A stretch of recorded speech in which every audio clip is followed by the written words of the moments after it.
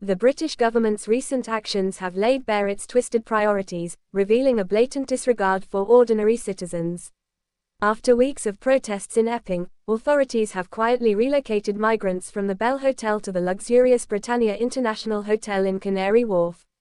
This move, done under the radar, speaks volumes about how little the government values hard-working taxpayers.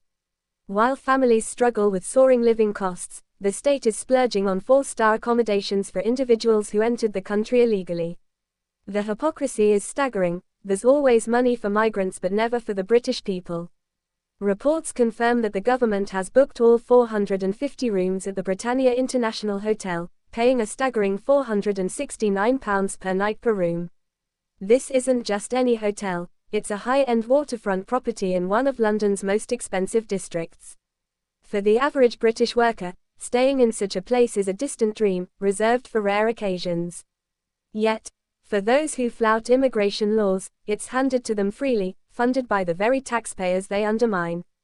The injustice is impossible to ignore, especially when veterans and struggling families are left without support. Adding insult to injury, the hotel's staff have allegedly been fired to make way for this migrant housing scheme. Ordinary British workers are losing their jobs so the government can prioritize illegal arrivals over its own citizens. This isn't just incompetence, it's betrayal. The message is clear: break the rules, destroy your documents, and you'll be rewarded with luxury. Meanwhile, British citizens are told to tighten their belts and accept declining living standards. The double standards are infuriating, and the silence from Labour is deafening.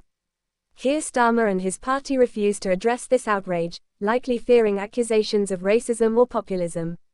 But this isn't about bigotry, it's about fairness. The people of Epping protested for weeks, demanding action, only to be ignored.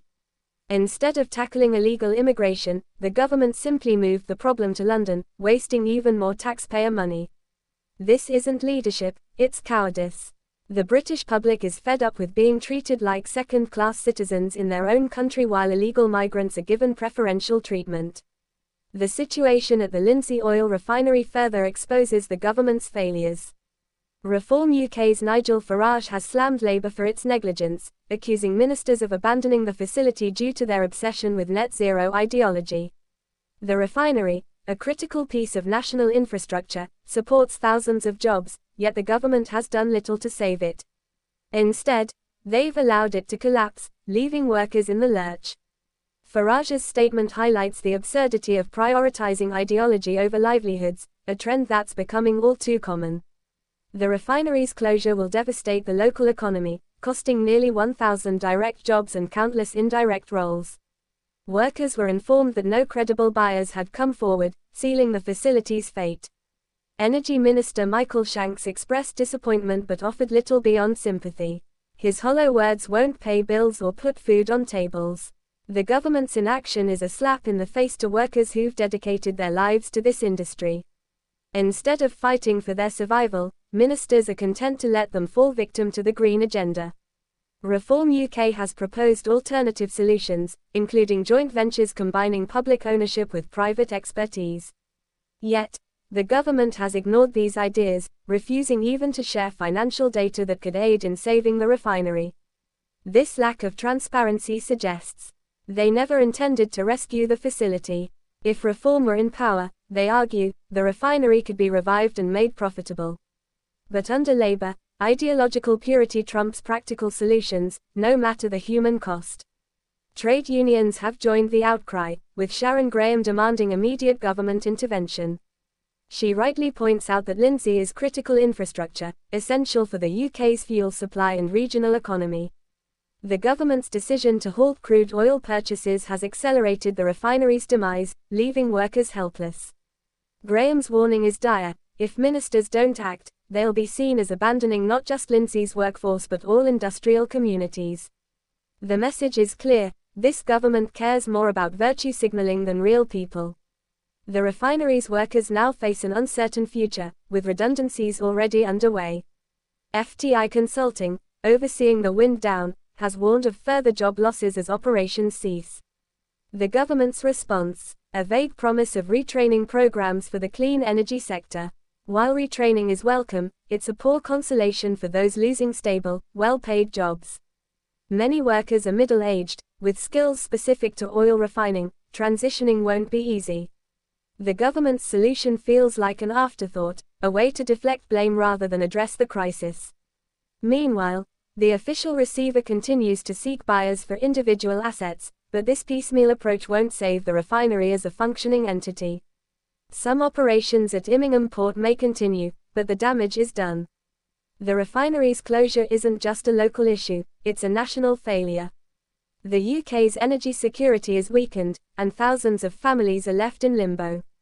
The government's inaction sets a dangerous precedent, signaling that no industry is safe from ideological interference. The parallels between the migrant hotel scandal and the Lindsey refinery crisis are striking. In both cases, the government prioritizes its agenda over the people's needs. Billions are spent housing illegal migrants in luxury, while British workers are left to fend for themselves. The hypocrisy is galling. If this country is to regain its sense of fairness, it must start putting its citizens first. That means securing borders, saving key industries, and listening to the public. Right now, none of that is happening. The British people deserve better. They deserve a government that fights for their interests, not one that caves to every woke demand. The protests in Epping and the anger over Lindsey's closure are just the beginning. If the political class continues to ignore the public, the backlash will grow. The choice is simple: start prioritizing British workers and taxpayers, or face the consequences. The clock is ticking, and patience is running out. The migrant hotel debacle and the refinery crisis are symptoms of a deeper malaise.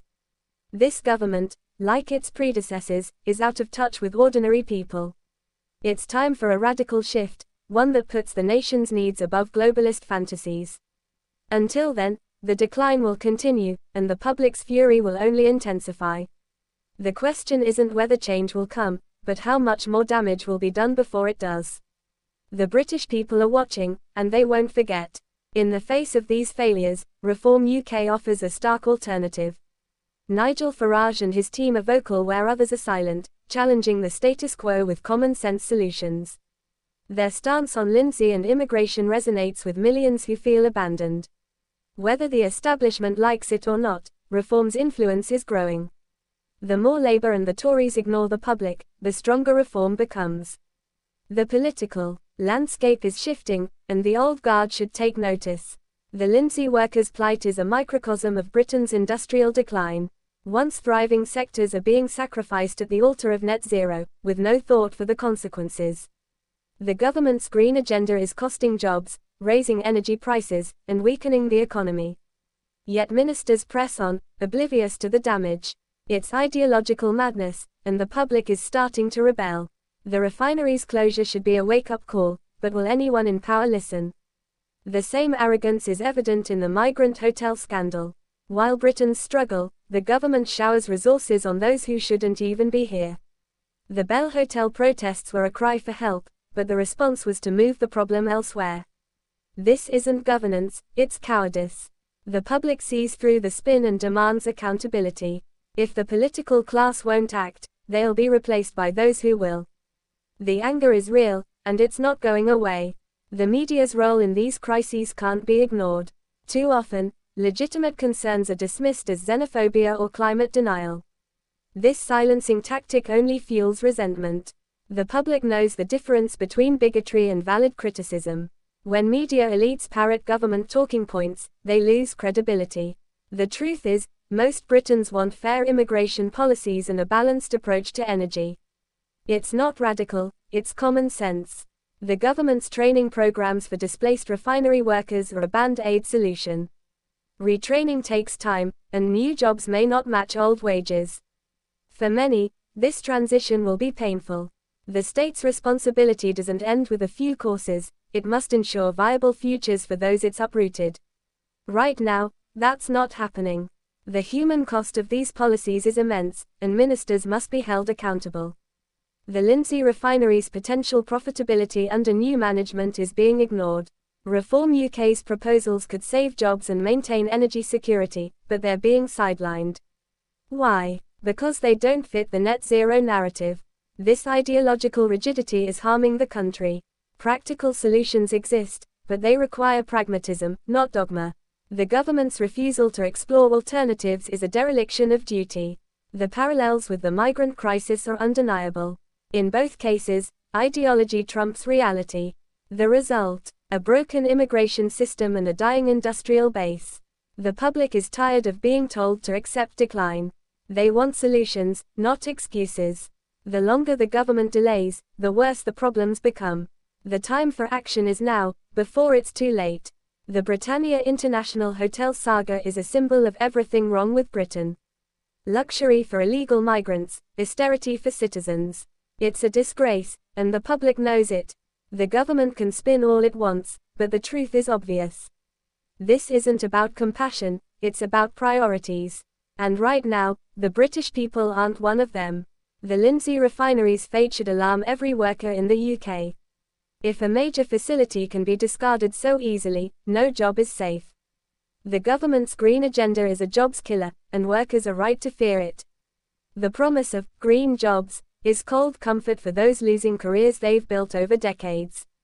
The human toll of these policies is being ignored, and that's unforgivable. The migrant hotel scandal exposes the hypocrisy of the elite. They lecture ordinary people about sacrifice while lavishing resources on illegal arrivals.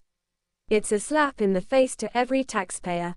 The public's patience is wearing thin, and the political fallout could be seismic. When trust in government erodes this badly, the consequences are unpredictable. Reform. UK's rise is a direct response to this failure. Nigel Farage's party speaks for those abandoned by the mainstream. Their message is simple: put Britain first. It's a rallying cry that's gaining traction. As Labour and the Tories drift further from the public, reform's appeal grows. The political establishment should take note: ignoring the people has consequences. The Lindsey refinery crisis is a test of this government's values. Will they save jobs and energy security, or cling to net zero dogma? The answer will define their legacy. Right now, they're failing. Workers and communities are paying the price for their ideology. It's a betrayal, plain and simple. The Britannia Hotel debacle is equally telling. While London's elite dine in Canary Wharf's high-end restaurants, migrants enjoy luxury stays on the taxpayer's dime. The contrast with struggling British families couldn't be starker. This isn't just unfair, it's unsustainable. The public's anger is justified, and it's only a matter of time before it boils over. The government's handling of these crises reveals a profound disconnect. They're governing for themselves, not the people. The result is chaos, unchecked immigration, dying industries, and a furious public. The status quo can't hold. Change is coming, whether the elite like it or not. The question is, will it be orderly, or will it be forced? The British people are waking up to the reality of the broken system. They see the waste, the hypocrisy, the betrayal. And they're not staying quiet. From Epping to Lindsey, the backlash is building. The political class would be wise to listen before it's too late. The stakes couldn't be higher, the future of the country hangs in the balance. In the end, these scandals are about more than hotels or refineries. They're about who this country is for. Is it for the British people, or is it for unaccountable elites and illegal migrants? The answer will define the next decade. The public is watching, and they won't be fooled. The reckoning is coming.